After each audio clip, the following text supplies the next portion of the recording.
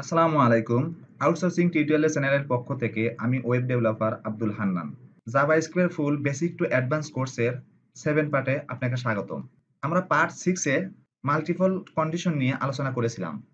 আজকের ভিডিওর আলোচনার বিষয় হলো অ্যারে।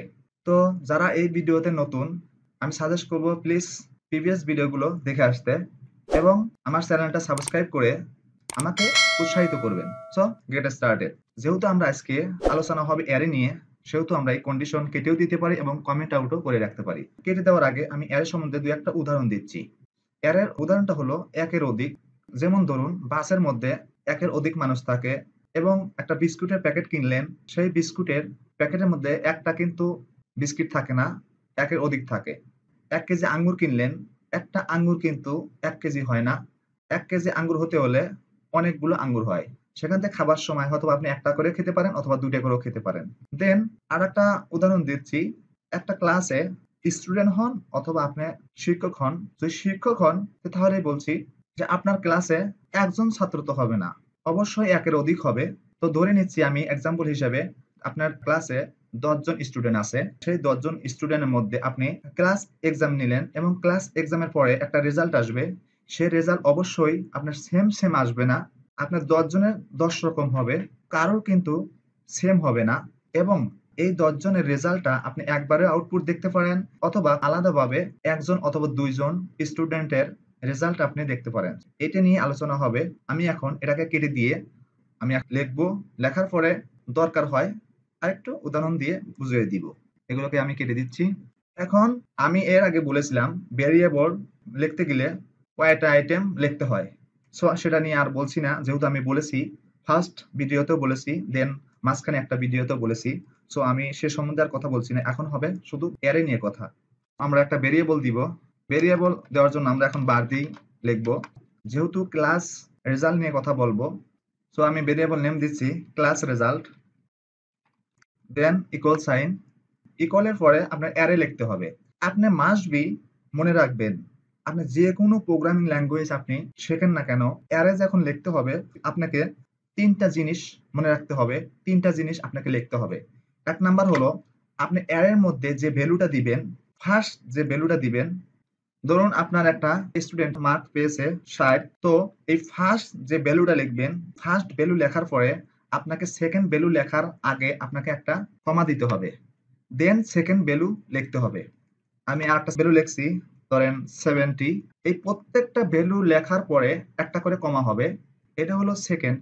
তো আমি কয়েকটা ভ্যালু লিখে নিচ্ছি। 90, 95, 99। এখন আমাদের ভ্যালু লেখা শেষ। এখন আমাদের ২ টা জিনিস লিখলাম। একটা হলো ভ্যালু লিখলাম, দেন সেকেন্ড ভ্যালু লেখার আগে আমাদের কমা দিতে হবে। এই ২ টা জিনিস গেল। দেন তারপরে আপনাদেরকে করতে হবে একটা বক্সের মধ্যে রাখতে হবে। এই বক্সটাকে বিভিন্ন নামে ডাকা হয়। একটা স্কোয়ার ব্র্যাকেট বলে এবং সাধারণত আমরা বলি থার্ড ব্র্যাকেট। কেহ আবার বলে বক্স। সো আমি থার্ড ব্র্যাকেট বলছি। এখন একটা থার্ড ব্র্যাকেট দিবেন। দুপাশেই দিয়ে দিচ্ছি। দেন লাস্টে আপনি কমা দিলেও দিতে পারেন, না দিলেও সমস্যা নেই, বাট না দেওয়াটাই বেটার। এন্ড ভেরিয়েবলের যে রুলসটা, লাস্টে আপনি সেমিকোলন দিবেন। এটা হলো ভেরিয়েবলের রুলস। এটা কিন্তু অ্যারের রুলস না। অ্যারের রুলস আপনার ৩টা। ফার্স্ট আপনার ভ্যালু লিখতে হবে, দেন সেকেন্ড ভ্যালু লেখার আগে আপনাকে কমা দিতে হবে এন্ড শেষ করার পরে আপনাকে একটা বক্সের মধ্যে আবদ্ধ করতে হবে। অর্থাৎ হার্ড ব্র্যাকেট দিয়ে আপনাকে সেটা ক্যাপচার করতে হবে। এন্ড এই অ্যারেটাকে বিভিন্ন নামে ডাকা হয়। কেউ বলে কালেকশন, কেউ বলে লিস্ট। সো সবচেয়ে সহজ এবং ইজি ভাষায় বলা হয় অ্যারে। তো এখন সব ভ্যালুকে একবার রেজাল্ট দেখতে চাই, তাহলেও দেখা সম্ভব। আবার সিঙ্গেল অথবা ডাবল করে অথবা মাল্টিপল করেও আমরা রেজাল্ট দেখতে পারি। তার জন্য আমরা এখানে কনসোল লগ দিচ্ছি। কনসোল লগের মধ্যে দিতে হবে ভেরিয়েবল নেমটা, class result, then semicolon. Output দেখার জন্য আমরা টার্মিনাল ওপেন করব। New terminal. দেন ফার্স্ট অবস্থায় যেহেতু ওপেন করলাম সেহেতু আমাদেরকে নোট লিখতে হবে, then file name, then interface. আপনাকে আউটপুট দিয়েছে। যেহেতু আপনি সবগুলো জানতে চাইছেন, সেজন্য আপনাকে সবগুলোর আউটপুট দিয়ে দিছে। আপনি চাচ্ছেন যে কোনো একজনের নাম্বারটা জানতে। সো তার জন্য আপনি কি করবেন? তার জন্য আপনাকে সেই স্টুডেন্টকে জিজ্ঞাসা করতে হবে পজিশন কত। সেই স্টুডেন্ট বলল যে আমার পজিশন 3।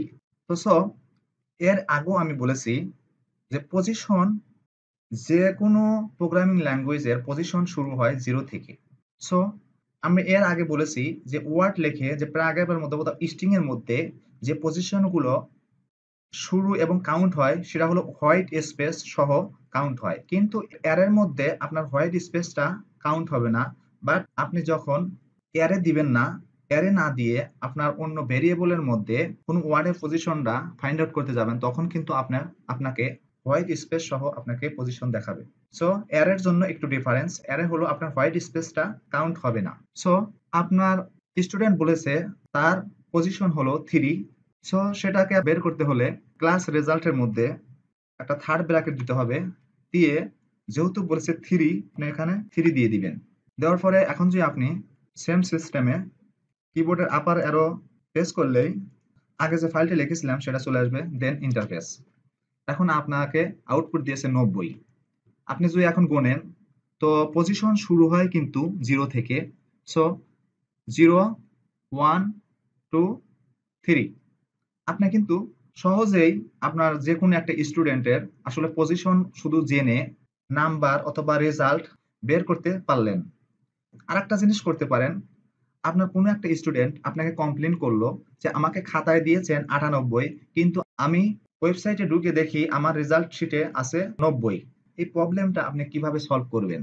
সো নাই আপনার পুরো ওয়েবসাইটে ঢুকে আপনি এডিট করতে হবে, আর না হলে আরেকটা অপশন আছে, সেটা হলো আপনাকে এখানে লিখতে হবে ক্লাস রেজাল্ট, দেন থার্ড ব্র্যাকেট দিতে হবে। থার্ড ব্র্যাকেট দিয়ে আপনার ওই স্টুডেন্টের পজিশনটা আপনার জানতে হবে। তার পজিশনটা ধরুন 3 দিচ্ছি, দেন ইকুয়াল সাইন। তো আপনি চাচ্ছেন তার রেজাল্টটা সংশোধন করতে। তো তার আছে 90, এখন আপনি করবেন 98। তার জন্য আপনি এখানে শুধু 98 লিখবেন, লিখে সেমিকোলন দিবেন, দেন এই অ্যারেটা কেটে দিবেন, এখানে শুধু ক্লাস রেজাল্টটা দিয়ে দিবেন, ক্লাস রেজাল্ট। এখন যে আমরা আউটপুট দেখি সেম সিস্টেমে কিবোর্ডে আবার অ্যারো প্রেস করে এন্টার প্রেস করলাম, তো দেখতে পাচ্ছেন আমাদের প্রথমে আছে 60, তারপর আছে 70, তারপরে আছে 80, দেন তারপরে আছে এখানে শো করছে 90, বাট আপনার এখানে শো করছে কিন্তু 98। আপনার নাম্বারটা এডিশন হয়ে গেছে, অর্থাৎ অ্যাড হয়ে গেছে। দেন তারপরে আছে 95, তারপর আছে 99। এটা অ্যাড করতে পারলেন। ধরুন আপনার কোনো স্টুডেন্ট আপনাকে বলছে তার পজিশন হলো অরিজিনালি 4, কিন্তু আপনাকে বলছে আপনার তার পজিশন হলো 2। তো সে যে মিথ্যা কথা বলছে সেটা আপনি কিভাবে ধরবেন? সেটা ধরার জন্য আমাদেরকে একটা ভেরিয়েবল লিখতে হবে। সো আমি ভেরিয়েবলটা লিখছি, দেন ভেরিয়েবল নেম দিব। যেহেতু আমরা পজিশনটা জানতে চাইতেছি, পজিশনটা ধরতে চাইতেছি তার অরিজিনাল পজিশন কত, সো আমরা এখানে পজিশন দিব, পজিশন, দেন ইকুয়াল সাইন। এখন এই নাম্বারগুলো আসলে সিরিয়াল হয়নি, আমি সিরিয়াল করে দিচ্ছি। এখানে দেই 99, এখানে দেই 98, দেন এখানে দেই 95, 90, এখানে দেই 70, এখানে দেই 60। সো এখন একটা সিরিয়াল আসলো। এখন আমরা যদি ম্যানুয়ালি গুনতে যাই যে এখানে 0 থেকে শুরু হয়, 0 1 2 3 4। সো তার রেজাল্ট হলো 70, কিন্তু সে বলতেছে তার পজিশন 2। সো আপনাকে শুধু জানতে হবে তার রেজাল্ট পেয়েছে কত। তো আপনি জানলেন যে তার রেজাল্ট হলো 70। সো আপনি এখানে শুধু লিখে দিবেন ক্লাস রেজাল্ট। আমি এর আগেও বলেছি কোনো ওয়ার্ড অথবা কোনো ওয়ার্ডের অথবা কোনো নাম্বারের পজিশন জানতে হলে আপনাকে ইন্ডেক্স অফ ইউজ করতে হবে। তো ইন্ডেক্স অফ ইউজ করার জন্য আমরা এখানে ডট দিব, ডট দিয়ে ইন্ডেক্স অফ সিলেক্ট করে দিলাম। দেওয়ার পরে আপনাকে ফার্স্ট ব্র্যাকেট দিতে হবে, দেন ফার্স্ট ব্র্যাকেটের মধ্যে যে পজিশনটা জানতে চাইতেছেন সেই পজিশনের নেম অথবা সংখ্যা হলে সংখ্যা দিবেন। তো আমি 70 এর পজিশনটা জানতে চাচ্ছি, তো আমি এখানে এই 70 দিয়ে দিচ্ছি, দেন সেমিকোলন দিয়ে শেষ দিলাম। তো এখন এই পজিশনের যে ভেরিয়েবলটা আছে, ভেরিয়েবল নেমটা আমরা কনসোল লকের মধ্যে দিয়ে দিব। আমরা এই লাইনটাকে কেটেও দিতে পারি, কমেন্ট আউটও করতে পারি। সো কমেন্ট আউট করে দিলাম। তো এখন যে আমরা আউটপুট দেখি সেম সিস্টেমে কিবোর্ডের আপার অ্যারো প্রেস করে ইন্টারফেস করলাম, আপনাকে আউটপুট দিচ্ছে 4, কিন্তু সে বলছে আমার পজিশন 2। তো কিন্তু আপনি বের করে ফেললেন যে তার পজিশন হলো 2 না, তার পজিশন 4। ওয়েবসাইটে যখন ইউজ হবে তখন নাম দিয়ে নাম্বার দিয়ে ইউজ হবে, বাট আমি এখানে শুধু এক্সাম্পল হিসেবে দেখাইলাম।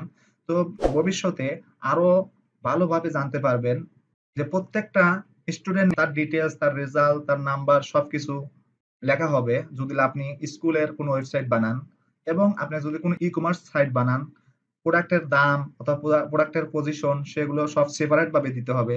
তখন সেইভাবে প্রোডাক্টের নেম অথবা প্রোডাক্টের কোনো স্টুডেন্টের নেম লিখলেই আপনি পজিশন জানতে পারবেন, তার নাম্বার জানতে পারবেন। সো ভবিষ্যতে আরো আলোচনা হবে, আরো জানতে পারবেন। সো এই ভিডিওটা আমি আর বড় করছি না, আমি এই ভিডিওটা এখানেই রেখে দিচ্ছি। কথা হবে নেক্সট ভিডিওতে। সো সবার সুস্বাস্থ্য কামনা করে নেক্সট ভিডিও দেখার আমন্ত্রণ জানিয়ে আজকের ভিডিওটা এখানে রাখছি। আল্লাহ হাফেজ।